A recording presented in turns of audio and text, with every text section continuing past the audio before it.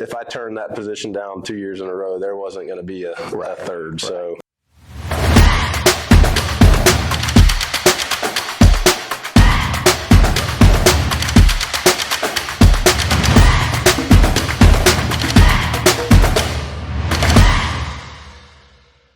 After I got released from the Diamondbacks, it was July 8th, but who's counting? Who remembers? Right, who keeps track of that? And so I came back to Tallahassee for a little bit, for about a week or so, and signed with an independent ball team. Okay. And so I was up playing with the St. Paul Saints independent ball team, and that throwing great, actually.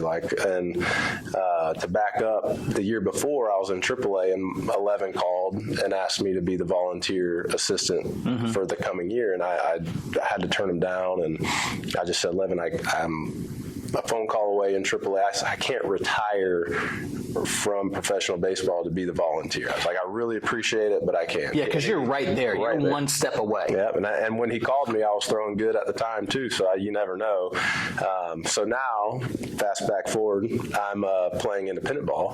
Phone rings again. It's Mike Martin, and I'm sitting in the basement of a house that I'm staying at in St. Paul, and he says, "Behan, where are you now?" I said, "Well, I'm in St. Paul." He goes, "Where's Laura Lee and AJ?" My son was just turned. Laura Lee's your wife. Laura Lee's my wife. AJ, your son. Yep, who's now 11, and we have a daughter. At the time, we only had AJ. Yeah. And so he was maybe 2 or just almost 2, and he said, "Well, where's Laura Lee and AJ?" I said, "They're in Tallahassee." He goes, "Exactly." He said, "It's time for you to come home and start coaching." Yeah, because now you're not in AAA anymore. Now you're in independent ball, so you're hanging on. Hanging on. But independent ball sometimes is a hanging on. Yep. So, I said, "Touche." Yeah. You got me now. Yep. And if I turned that position down 2 years in a row, there wasn't going to be a third. Right. So, I thought about it, prayed about it, and called him back the next day and said, "I'm on a flight back." Okay. That's how it all started. So then how long were you at FSU assisting there? Just 1 year. It was 1 year as the volunteer, and the timing of it all was awesome, because my 1 year at Florida State was Coach Shoup's first year at FAMU. So he was just getting that program started. Now, Jamie Shoup was your pitching coach at FSU. Correct. He was the recruiting coordinator, pitching coach for 21 years, I believe. He sat down with us with the podcast as well.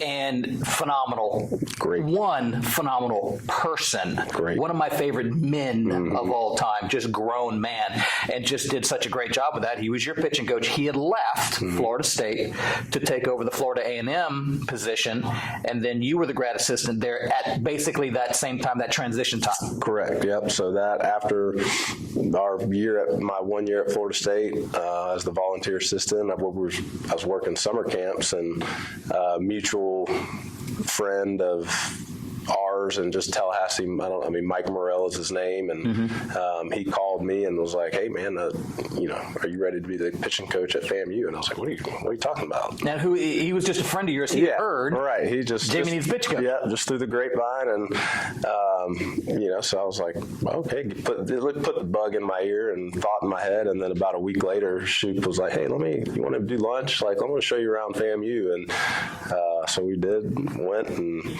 he offered me the position, and so you're 2 years, you're not even 2 years out of pro ball. Correct. And you're a Division I pitching coach just right away for your pitching coach, who is now the head coach at Florida A&M, which during that time, that was a complete turnaround for Florida A&M. Now, Florida A&M is a very storied program, Marquise Grissom and Coleman and, Hawk and all those guys, but had hit a bit of a skid, as all programs do. They had some transitions they were going through, and you guys came in your tenure and won two MEAC championships, right? Yep, two MEAC championships. How long did it take you to do that? I was fortunate enough my first year there. We got hot at the right time and won the MEAC tournament and got to go to the school's first ever regional. So it was. So your first year coming out, that makes you look like a pretty good coach. And then the next year will humble you real quick. Yeah, it was. We set a record for lowest ERA and won the MEAC championship. We're going to regional, and I'm kind of like, man, this is all right. This is cool. This is easy. Great. This is easy. And then it's then you see how important recruiting is, because when things are good, you feel good, and when things are bad, and you're like, well, I'm not the one throwing the pitch. So it's about the guys you get in there, and I was lucky enough to have some guys that really competed. And that's where you're earning your job right here, right now, because you are no longer at Florida A&M.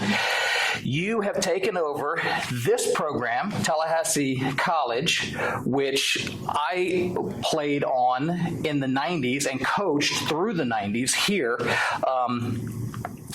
McLeod left. He was here for almost 40 years. Yeah, 33, I think. 33 years. Yeah, something like that.